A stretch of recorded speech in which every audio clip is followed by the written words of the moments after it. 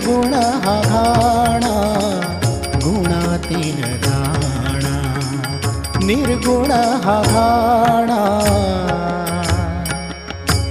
गुणातील जाणा.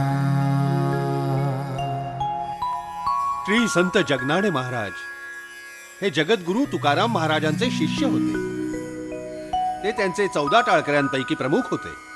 ते तेली समाजाचे होते हे आवर्जून सांगावंसं वाटतं. कारण वारकरी संप्रदाय समाजातील तळागाळापर्यंत कसा पोहोचला होता त्याचं एक महत्वाचं प्रमाण उपलब्ध आहे.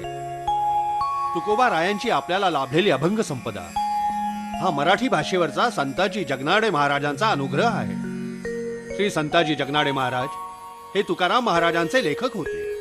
तुकाराम महाराजांची उत्स्फूर्त प्रतिभा त्यांनी केवळ शब्दांकित आणि अनुवादित केली नाही, तर तिचे जीवापाड जतनही केले.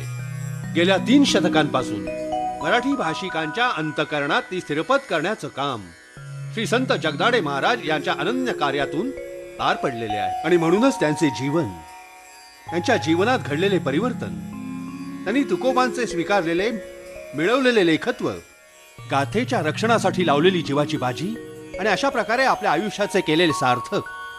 धन्य धन्य श्री संताजी महाराज, धन्य धन्य संताजी महाराज. श्री संताजी जगनाडे महाराज की जय. तर आता आपण श्री संत जगनाडे महाराज यांच्या जीवनचरित्राची माहिती करून घेऊ. मावळ तालुक्यातील श्री क्षेत्र चाकण या गावी शके 1545 साली संताजी महाराजांचा जन्म झाला.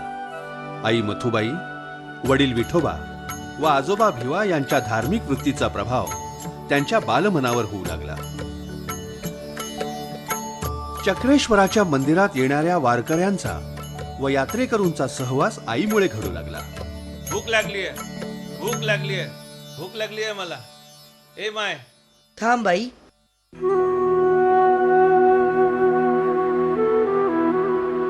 घ्या.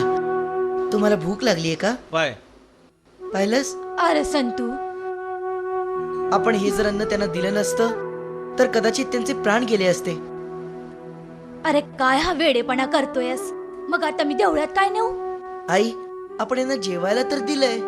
ज्यांना अन्नाची प्रथम गरज असते त्यांना ते देणं हीच ईश्वर भक्ती. अरे तू सुद्धा काही खाल्लं नाहीस. आई, त्यांना तू अन्न खाताना पाहिलंस? मी आपलं अन्न खूप आवडीनं खाल्लं आणि आपल्याकडं समाधानानं पाहिलं. यातच माझं पोट भरलं. धन्य आहेस लेका. या वयात हे विचार ऐकून माझं मन भरून आलं बघ. चल चल.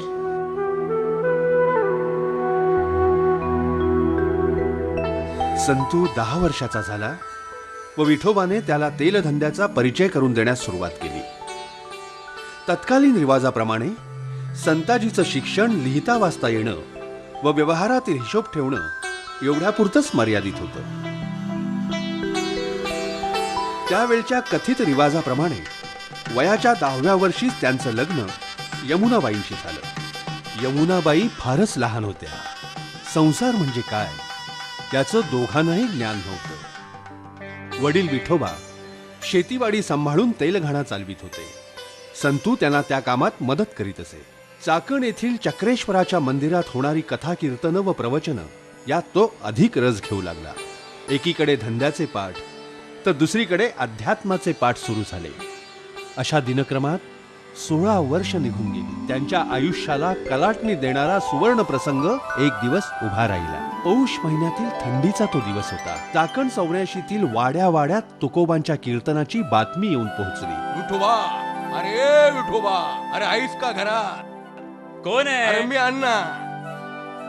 अण्णा? वय, राम राम राम राम.